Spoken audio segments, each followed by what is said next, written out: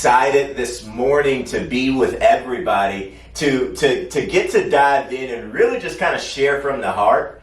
I get a lot of people that kind of ask me questions about, kind of my journey in this industry, how it's went for me. Obviously, a lot of these people are brand new or just getting started. They just got their license. They're excited about what the possibilities are. Don't exactly know what to expect or what's left in store for them, but they're excited. They're fired up about the future and what that could possibly bring for them. And a question I get very, very often, it's simple. If you could go back and do it all over again, what would you do? Right? And I've had a lot of time kind of thinking about this and kind of playing this back through in my mind, understanding where my own struggles, my pitfalls, my roadblocks were getting started in this business. Not so that I can kind of tell the fairy tale ending, everybody knows that, but really so that I can empower and help some people to not make the same mistakes that I did. But also in the places where I feel like, man, I really did a good job with that. I want to make sure that people have that clear path, that road, that maybe it'll work for you. Maybe if you do it the way that I did it and the things that were successful, that it would be successful for you as well. And so the where I'll start, in my background, I came in with some sales experience, with some knowledge. Really, that's probably what got in my own way, right? And how it led me to this place where I was defeated and deflated and ready to give up. And as I look into the camera, I can't help but to think about the people out there who may be in the exact same place, right? And one of the biggest pitfalls, me being in my own way, was that I wasn't very, very coachable. If I could do it all over again, I would come at this thing with an open mind that I don't know the way, right? The cool part about this business is that I don't have to know the way. I don't really have to know the path. I just got to follow the person in front of me. And in every organization that I've seen, gotten experience, or hear about at least, there are some people that's been down the road that you're traveling. And the best thing to do is to get real coachable real fast. Part of my struggle was that I thought that I knew kind of everything that there was to know about sales, and that I couldn't be taught those things from other people. And I couldn't have been further from the truth. In fact, the only reason why my career ended up turning around and going from failure and literally a matter of weeks to this platform of success is because I became coachable. I reached out and I said, my mentor, his name's Brad, I said, I know you don't know me very well, but one thing you're going to learn about me is I'm not a quitter, so I don't care what I need to read, who I need to talk to. I have to make it here. This has to work for me. And in that moment, what I was saying is I am so willing to listen and to soak up the knowledge and to be a sponge, right? I got to be a sponge. In the very beginning, this is all new, brand new industry, never been out and talking about life insurance and really something so delicate with a family that's going to have such an impact. Never done that before. And so a lot of it is we just lack the understanding, right? A lot of it is we just kind of lack that knowledge. But it's stuff that everybody can learn. We just don't wake up insurance agents. It just doesn't happen just because I went in and got an insurance license. Doesn't necessarily mean that I know that everything that there is to know about how to help a family and solve their problems and really take care of those needs for them. The other, I guess I could kind of lean to a positive. One of the things that I did early on is I trusted the fact that I needed to invest into getting the resources to be able to have a client to even talk to. That's huge, right?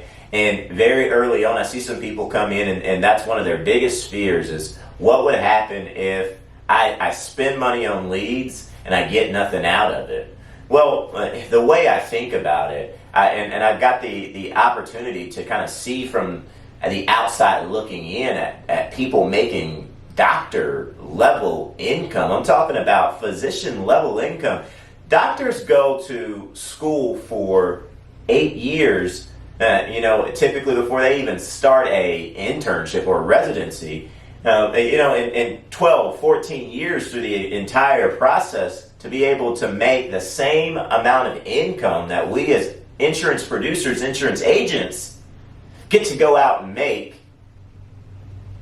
And all it takes us is a 40-hour course or a 20-hour course to get a life insurance license or a life and health license, a 40-hour course. And we're able to put ourselves in that same income bracket as doctors. So for me, I knew that investing into my business meant that I was paying tuition, that I was doing what it took to really understand how to make this business work, right? And to be able to build the knowledge, the skill set to become good at it. And without the resources to do it, without the people to talk to, my business was over before it started. The attractive part about this business was the fact that I didn't have to go out and badger people that I knew, my friends and my family. Don't get me wrong with that statement. I believe that you should serve your friends and your family and you should make sure their needs are taken care of. But I also believe that if I want consistency in my income, that I need to be investing into the things that will result in that amount of consistency, that level of consistency in my income. And so resources made sense. If you don't do anything else in the very beginning, it's make sure that you've got your hands on some leads. Scratch, beg, fight, borrow. Do whatever it takes to be able to really fund your business so that you can build some momentum within your business. You would not want to have 10 or 15 leads for the entire month because it's going to take you a year to learn this business, right? But if I had 15 or 20 or 40 aged leads for, every week, well, I'm going to learn this business, all the objections. I'm going to learn the difficulties about cases and how to get the underwriting done. And I'm going to do the work to learn, how to get people to show up to meetings. And all of that follows me having the right amount of resources, the tools that it takes to really get this business going. If I had it to do over again, one of the things that I would do right away is I would tell everybody I know about the opportunity that I found, and I would present that opportunity to them to partner with me. Some of the biggest, best success stories that I know of in this business it was not because some one person decided to go all in and to help a lot of clients, and all that stuff is good, right? But it was really the people that said, I want this business is too good for me to go at it alone. And it makes so much sense for me to have a ton of people around me working toward this goal together, everybody fighting for their own dreams and the greater good of the entire team, the entire tribe. If I had it to do it all over again, I would have shared this with everybody close to me or important, because 2 years, 3 years later, what starts to happen is people begin to ask you why you never invited them, why you never shared it to them. And you see the compound effect of not having the proper structure, because at the end of the day, I came here for the lifestyle, for what this business could do to be able to create lifestyles for people that they didn't have to stress, they didn't have to worry. It could change their financial future, and they got to do life doing the things that they enjoy, the things that they want to do, and not just the things that they have to do, right? That's a great position to be in, because it puts you in a position to have some impact on others people's lives, which is important. Impact compounds faster than anything I know. And if I had to do it all over again, I wouldn't be selfish and share this out. And I would share this opportunity with each and every person that I really cared about and I really loved. And I felt like that they were worth more in their life, right? More in their own life, and they deserve to live a life of prosperity. One of the things that I did, I was fortunate enough to do, is I was fortunate enough to have a group of people around me locally that invited me to an event, a in-person event in Tulsa, Oklahoma. I remember it, and they said that one of the most important things that you can do is that you can associate with other people in this business, and you can learn from those people and really get to understand what those things are about them that got them to the point where they are. And if you could be a copycat, if you could duplicate what they did, that you could probably have those exact same results. And so I got to an event really, really quickly, right? Didn't have to tell me to go out and do that twice. When I heard it the first time, I said, I want to meet the people that are doing this. And I got in a room with other agents who were at the same point in the business that I was at. And I got in a room with people who had gotten way further than my entry level, my start, right? And what it did was it taught me a couple of things. Well, number one, it taught me that anybody that really committed to this business, key word, commitment, anybody who really committed to this business, they could not fail, right? Because committers aren't quitters. People who are really committed to something, they're not going to see it fail. They're going to do whatever it takes to make it work. They're going to struggle through the hard times. They're going to celebrate the good times, right? They're going to keep going even when times are good. They're going to work like it was still bad because they are committed to it, right? They're committed to their dreams, their visions, their goals. They're committed. I learned that as long as I was committed, that I could do whatever it was in this industry that I set out to do. The second thing I learned was that what I had originally seen this business as was too small, and that I had to broaden my horizons about what was actually possible, regardless of where a person actually comes from. Because this business can take broken and broke people and turn them into mega success stories, right? Seen it with my own eyes.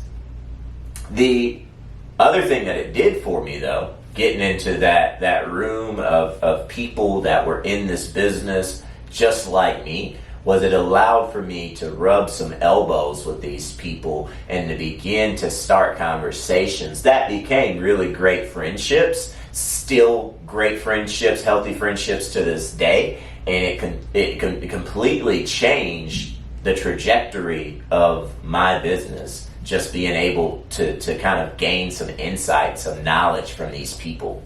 Get to an event. That's one of the biggest things that you could do. The other thing, and I just touched on it, and this is where I'll stop, and write this down. Write this down. If you hadn't wrote the word commitment out on your paper, write it down. Right? Because commitment is the thing that sets apart the people that remain common from the people who do end up living an uncommon life, right? And we get to choose. We get to choose how committed we are. We get to choose what are the limits to my commitment, right? And asking myself, what's it going to take for me to give up, right? Is it I've got death in the family. Is that going to take? Is that what it's going to take for me to give up? Is it that I don't know? Like I'm panicking about my finances. Is that what it's going to take? Is that enough for me to give up? Is that the limit to my own commitment? Right? Is it the fact that I got 15 appointments and 10 of them didn't show up?